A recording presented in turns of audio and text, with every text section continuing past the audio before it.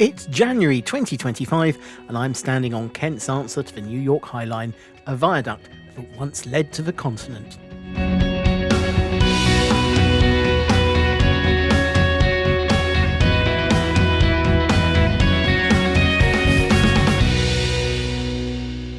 On the southern edge of the North Downs that created the famous white cliffs that run between here and neighbouring port town Dover, the town of Folkestone was first recorded with the founding of a nunnery by Eanswythe, granddaughter of Aethelbert of Kent, in the 7th century, though there is archaeological evidence of settlement in the area back to the Mesolithic era.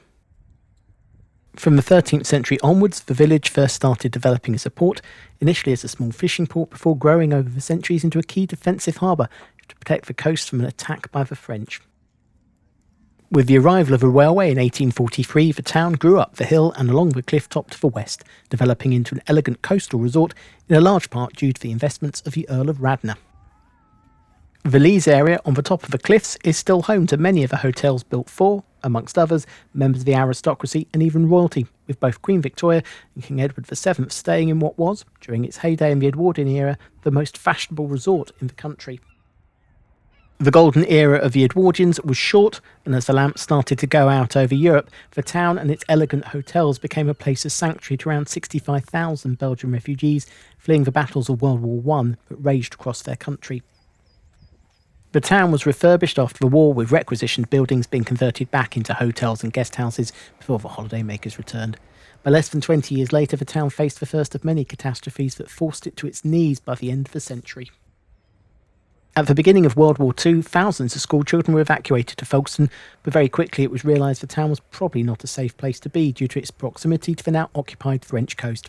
By 1940, Folkestone was declared a prohibited area and 35,000 residents left. For the next 4 years, the town was under constant attack. Bombs and shelling from the French coast, and later the V1 and V2 flying bombs, devastated the town. By the end of the war, 123 people had been killed, 778 injured, 550 houses had been destroyed, and 14,441 properties damaged. It took nearly 20 years of repairs before Folkestone was set to become a holiday resort again, just in time for the devastating blow of the arrival of cheap jet travel to the much sunnier and drier resorts of Spain.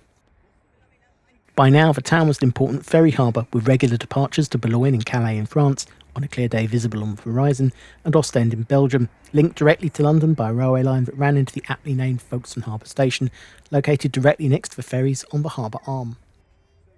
Sweeping down from the main southeastern main line high above the town, the railway into the harbour descended down a viaduct that continued out into the inner fishing harbour before crossing a swing bridge and entering Folkestone Harbour Station, located on a series of sharp curves that brought the trains directly to the boarding ramps for the ferries. The first Folkestone Harbour Station was opened by the South Eastern Railway on the 1st of January 1849, but over the years the location and design of the station was changed on a number of occasions. A final major rebuilding of the station took place between 1938-39 by the Southern Railway, which then owned the line, with the buildings being constructed in an Art Deco style. But, just as the coming of a jet age had started the decline of the town's tourist trade, the coming of a channel age dealt the town yet another body blow. In 1994, the Channel Tunnel opened, creating the first fixed link between the UK and mainland Europe in over 8,000 years, and with it, fast Eurostar trains direct from London to Paris, and Eurotunnel car and freight trains zipping through the tunnel from the motorway networks of the UK to France in a fraction of the time the ferries took. Dover was already the more important port on the coast, and over the next couple of years, services started to be withdrawn from ports along the Kent and Sussex coast to concentrate on the Dover routes. The decline of ferry routes accelerated after July 1999 with the abolition of duty-free sales on services operating between EU member states. After struggling on for a few years, by which point the station had been reduced to one increasingly dilapidated platform, the final death blow came in 2001 when the twice-daily hover-speed Seacat fast catamaran service removed from Folkestone to Ramsgate. In 2003, a report from the newly formed Network Rail showed the line was rusty and the station was deserted and decrepit. From 2004, for 4 years, the Venice Simplon Orient Express attempted to rescue the route by running 2 scheduled services per week from Victoria to Paris via Folkestone Harbour, but by 2008 even this was abandoned and the process of closing the line was started, though given the complexities of closing a railway line and station in Britain, it wasn't until the 31st of May 2014 that the station and line were formally closed for good. But the town wasn't willing to go down without a fight. Folkestone already had a burgeoning cultural scene, and with the success of a High Line in New York, the town took inspiration, and starting in 2015, the Folkestone Harbour Company started on a £3.5 million project that refurbished the viaduct, swing bridge, station, customs house and Harbour Arm. The viaduct across the harbour was converted into a pedestrian walkway, and the station and harbour front were redeveloped into markets and street food stalls, with the first elements opening in 2017. Today, there is access along the whole of the Harbour Arm to the lighthouse at the end, from where there are views out along the White Cliffs to the western docks and Dover, and out across the sea to Cap-le-Ferne on the Pas-de-Calais coast. And for those into the bleaker things in life, the now decommissioned buildings of the Dungeness nuclear power plant at the end of the Romney Marshes, further west along the Kent coast. On an admittedly sunny Saturday in late January, the whole site was bustling, with the cafes and stalls doing brisk trade and visitors drawn to town by its cultural scene and to experience the British High Line, though a dip in the English Channel probably a step too far for most. With its tower visible from the harbour and beach, the dominant building of the town centre is the parish church of St Mary and St Eanswythe. Born around 630 as the daughter of King Eadbald of Kent and granddaughter of King Ethelbert of Kent, the first king of Kent to be converted to Christianity, Eanswythe is believed to have been the abbess of the nunnery that she founded in what is modern-day Folkestone. The original nunnery was destroyed either in Viking raids or by coastal erosion, but by 1138 a new monastery had been built with a church dedicated to St Mary and St Eanswythe, with her relics being brought to the church shortly after its completion. That church was destroyed in a fire in 1216, and some elements of the current church date back to the rebuilding in the 1220s and 30s, though much of the church is from a 19th century rebuilding. A short walk down the aptly named Church Street, you reach the marketplace of Folkestone. Dominating the space is the Folkestone Town Hall, also known as the Guildhall. The current building dates from 1861, though the original Guildhall was built during the medieval period and rebuilt in the 17th century before becoming dilapidated and demolished in 1840.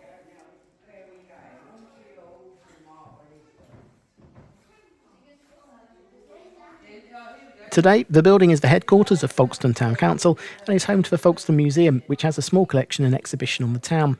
On the upper floor, there are displays dedicated to the modern history of the town, charting its rise from fishing village to glamorous resort town, cross-channel ferry port to the front line during World War II.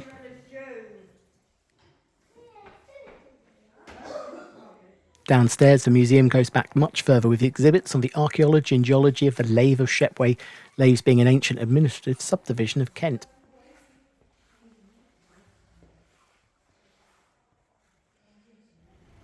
Back upstairs and heading down from the marketplace, the Old High Street is the centre of the town's creative quarter.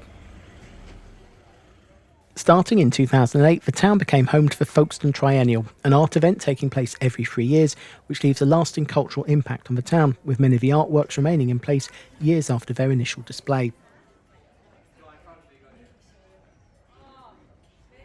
The bottom of the steep Old High Street leads you down into the harbour area and the regeneration and cultural highlights of the former harbour station and Harbour Arm area.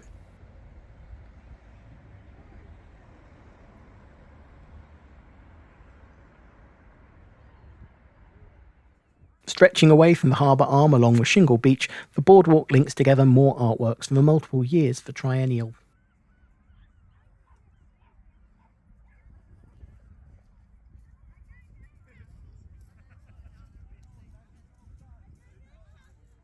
Before ending at the Leas Lift, a water-powered funicular that links back up to the Leas high above. Closed since 2017, but about to undergo a refurbishment to reinstate it later in 2025. Heading back east along the coast, you pass Sunny Sands Beach before the cliff meets the beach close to Copt Point. From here, there are views back across the Harbour Arm and the skyline of Folkestone.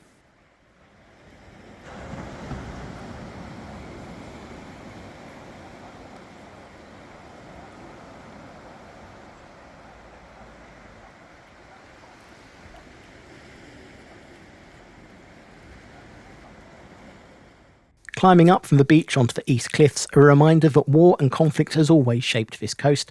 Before the threats of Nazis and Kaisers, with the threats of the powerful French Emperor and his desire for global domination. In a bid to protect the country during the heights of the Napoleonic era, a series of forts, batteries and lookout towers were built down the east and along the south coasts of England. Between 1804 and 1812, 103 Martello Towers were built from Aldborough in Suffolk down the east coast of Suffolk, Essex and Kent, and then along the southern coast of Kent and Sussex. Down the east coast, they're labelled from Tower A to Tower Z, plus AA, BB and CC. Starting from Folkestone, they were numbered from 1 up to Tower 74, located in Seaford. Their usefulness in protecting the country from invasion were never put to test, but they did provide an effective deterrent to smuggling. Tower number 3 is located on this high cliff with views out towards Cap Greenet and over towards Romney Marsh in the west, the western docks of Dover in the east. Whilst it may not have played much role in the Napoleonic Wars, its use was proven during the Second World War when the tower was enhanced with an observation platform and firing position for anti-aircraft artillery. And over the skies of Kent in the summer and early autumn of 1940, the dwindling few of the Royal Air Force, Royal Canadian Air Force, Royal Navy, Fleet Air Arm, and the countless airmen of the occupied Allied nations that flew alongside them needed all the help they could get as the Battle of Britain threatened to overwhelm the nation in preparation for a Nazi invasion. And just along the coast, high on the emblematic white cliffs of Dover, in the small village of Capel-le-Ferne, sits the Battle of Britain Memorial. Originally opened in 1993, the site now houses a number of different elements, including the Wing, which is a building designed in the shape of a Spitfire wing, housing a small museum, shop and cafe, as well as offering views out over the site on days when walking along the cliffs in a storm may not be the wisest of moves. To the west of the Wing are replicas of the Hawker Hurricane and Supermarine Spitfire, which were the main planes deployed by the Allies during the battle. Behind them is a sculpture, Down to Earth, which is modelled on a downed Junkers Ju-87. The Christopher Foxley Norris Memorial Wall lists the names of the almost 3,000 fighter aircrew who flew in the battle, and out in front of it all is the memorial itself, formed of a large propeller-shaped base with a figure of a seated pilot at the centre. Sat in a contemplative pose looking out to sea, the figure wears an earthen jacket which hides his uniform, disguising both his nationality and rank, showing the part played by the small number of men for whom never has been so much owed by so many. Slightly further east along the coast and you reach Dover, perhaps one of the most important and fortified towns on the British coast. Whilst many will think immediately of the Norman-era castle built high above the town on the eastern cliffs, there are more fortifications to look down on the town from the opposite side. By the time the western heights were being constructed, fort technology had moved on from the very visible crenellated stone walls of the Norman era to hidden, disguised and buried forts and citadels dug into the chalk cliffs of the North Downs and not visible until it's too late. The whole complex is vast, linked by trenches and moats that hide and disguise the buildings, with many either off-limits or in private ownership. But the bulk of the site is a country park, and one of the two forts, the Drop Redoubt, is owned by English Heritage, which allow access into the grounds for not inside the fort itself due to the condition of the building.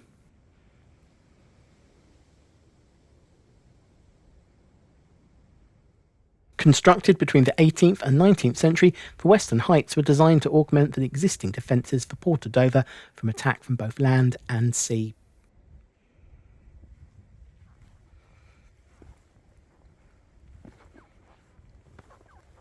By the start of the 20th century, Dover Western Heights were collectively reputed to be the strongest and most elaborate fortifications in the country, which would explain why the army kept hold of them right up until the 1960s.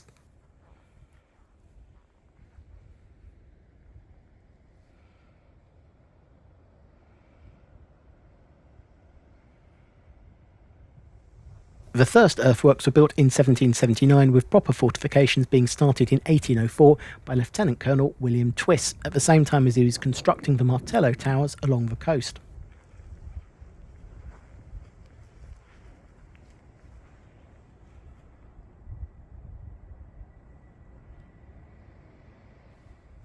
The Drop Redoubt was originally constructed between 1804 and 1808 in a direct response to the ongoing Napoleonic Wars.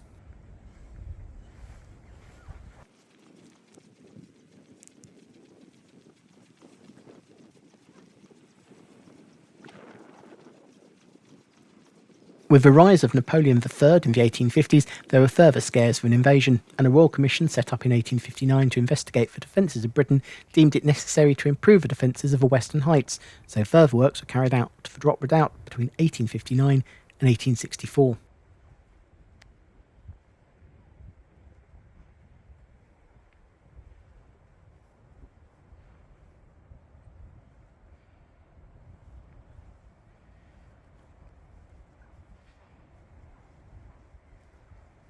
Just because your fortification is invisible from the enemy, it shouldn't mean that you can't keep an eye on what's going on.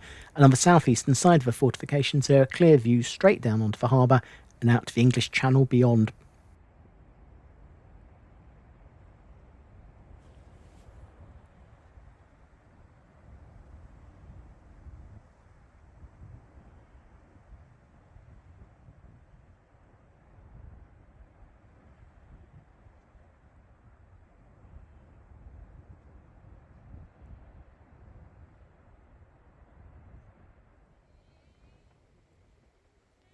During World War II, the redoubt was home to a squad of commandos that, in the event of an invasion, were tasked with destroying Dover Harbour. A remnant of this is the short tunnel that leads from the encircling loop to Drop Redoubt Road, high above the western docks.